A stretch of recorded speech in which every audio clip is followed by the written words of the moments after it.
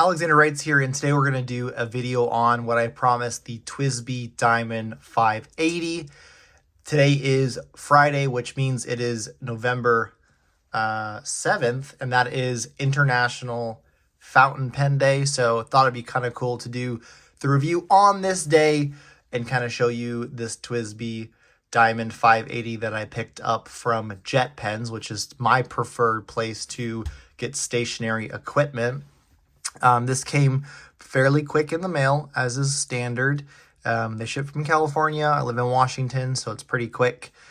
This is the, like I said, TWSBI Diamond 580. It's a piston filling fountain pen. Comes in this cardboard box. I've already cut this for easy access, and so it comes in this nice little safe case. There's a little piece of foam. And just some instructions. I would imagine just maintenance, as well as how to fill this style of pen. I've seen it before with other non-cartridge fountain pens. I should also add, today is Friday, and so by Monday, I will be announcing my winner for my 2,000 subscribers giveaway. So if you haven't already entered that, make sure you visit the video where I went over the Platinum 3776, and in there will be instructions on how to enter. Basically, just leave a comment on that video and your name will be included on that drawing, which is done on Monday of next week. And so I think Monday would be the 10th. Yeah, the 10th of next week is when I will draw the winner, and that will be in the post sections of my Instagram page and also the YouTube page, which is what we're watching now. So again, here is the TWSBI Diamond 580. I got mine, and it doesn't actually tell you what nib it is. Oh, yeah, 1.1. So I got mine in the 1.1 Italic stub nib. I don't have a pen that's that big, and so I wanted to get something a little bit bigger. You know, I don't know if anyone feels this way, but these TWSBI boxes remind me of like the old iPod boxes, like the old iPod Shuffle. They used to come in the clear box, and you'd undo the tape, and it would come out. But this one is really on there. I should have taken these off camera. Sorry about that. So once you get these two sticky labels off, the pen opens up. And here it is. I think this is the clear with silver. Those are just the two little pieces of plastic that hold it on.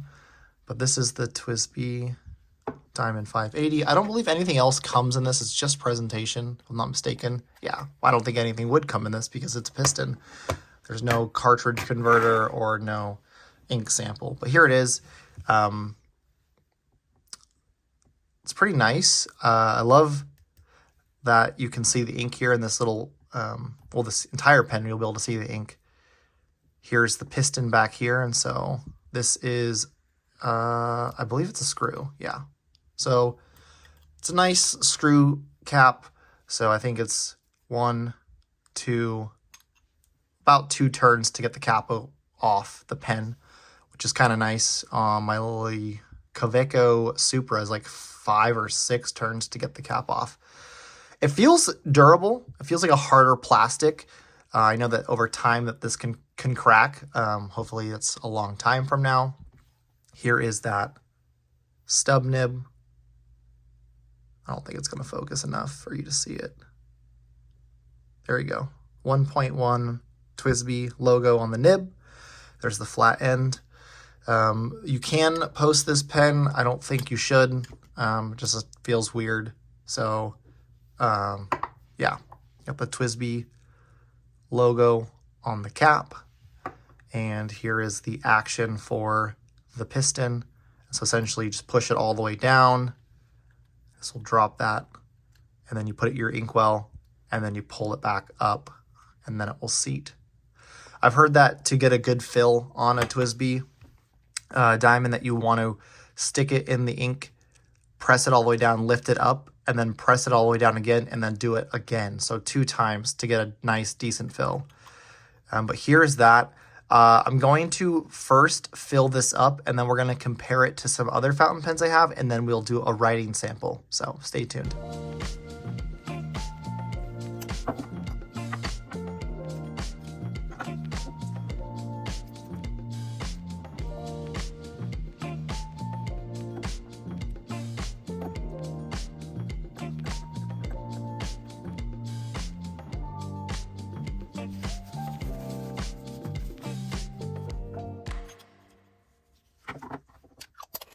All right, so after I filled the pen, I wanted to mention that it does look like this TWSBI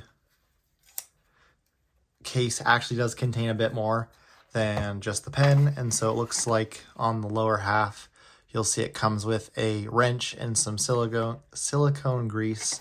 And so you'll see once I remove this, there's that wrench and silicone grease.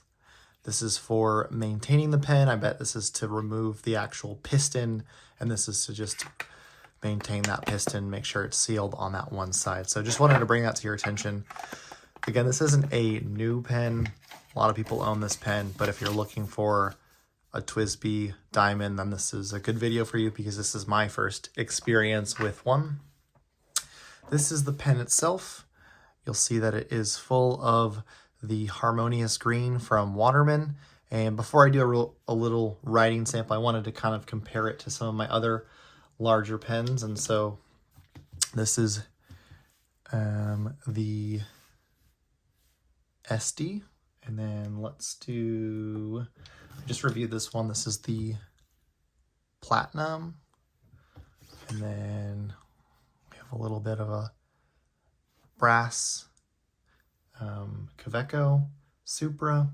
And then the only other clear pen that I have is this Pilot Kakuno. And you'll see, similar to the clear TWSBI, that you can see the ink coming through it. I feel like the Diamond is not my biggest pen. I think it is the SD. But it is, I feel like it's a very sturdy one. It feels like, again, very well put together. I will say I tried posting this, and I would not post this because then you can affect the piston mechanism in the back and ink can come out the front, which is not something that you want to do. So this is what I would consider an unpostable pen, which is fine. It sits quite perfect in my larger hand. Let's put those aside and do a little bit of a writing sample. And so this is, again, a 1.1 italic nib. This is the biggest nib that I have. I think the largest one I have next to this might be a broad nib, but this one definitely feels a step above that. And so one thing I will say with this, you'll see it when I write, is it really does show the qualities of the ink. So like I said, I'm using Waterman's Harmonious Green, so you will get to see some good shading of that ink. I found that with these bigger nibs, there's a better chance for that. So let's write something.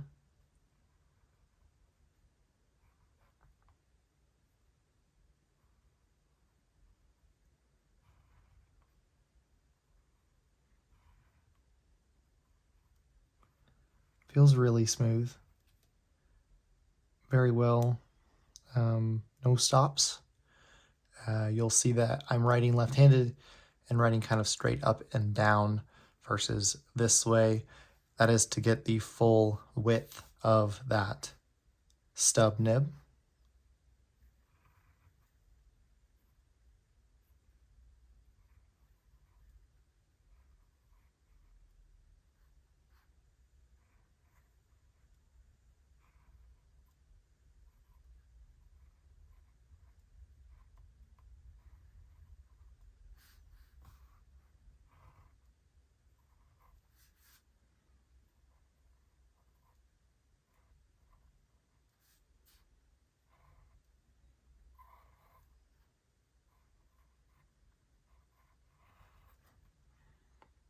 There's the nib, you'll see there's lots of good shading on that. Let's see if I can get a little closer. There you are.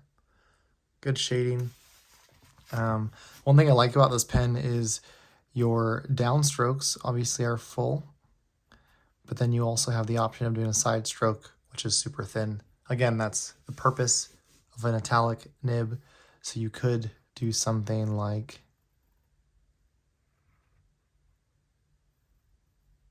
that. Kind of reminds me of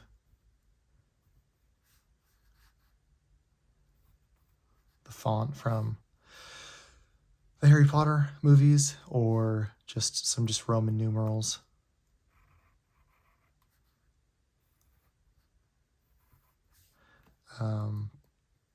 This little collar sometimes. These are, I should mention that their pens, this section in the front is interchangeable. So kind of similar to Lamy, where you can remove just the nib and put another one on.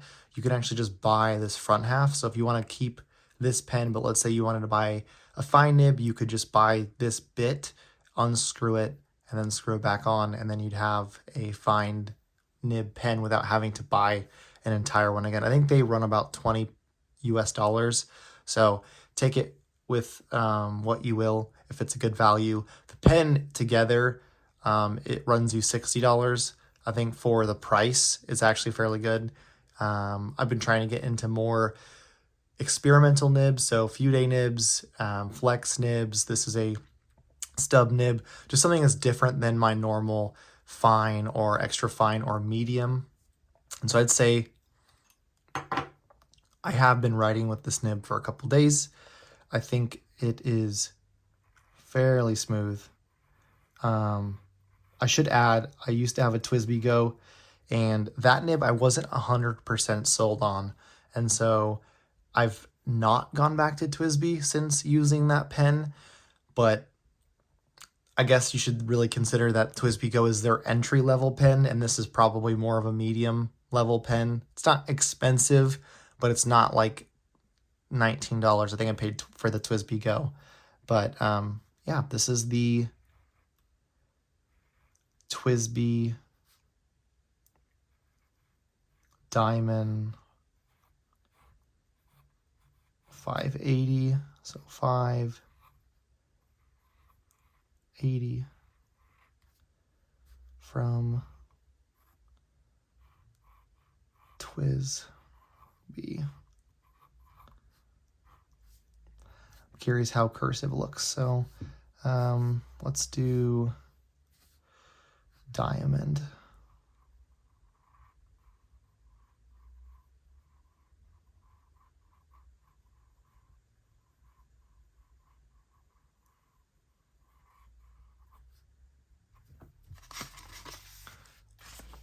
It doesn't look bad with a cursive font, but I would say that the print font, in my opinion, looks the best because you can see the shading of the ink, whereas with the cursive, you're more limited to a consistent stroke. You see there's some shading there. And this might be a good video if you're looking for a good green ink to maybe pick up some Waterman Harmonious Green. All of their inks are really good, but I really enjoy their green ink the most. So that is it. This is the, again, TWSBI Diamond 580, $60 US, might be more in euro or pound. I would say for me personally, great value. If you're a left-handed fountain pen user, there's nothing to worry about. This is a good pen for your arsenal. And for me, glad that I made this addition. But yeah, thank you for watching this far, and I hope you enjoy the video. If you want to like and subscribe, that would be fantastic. And again, happy Fountain Pen Day. Thanks.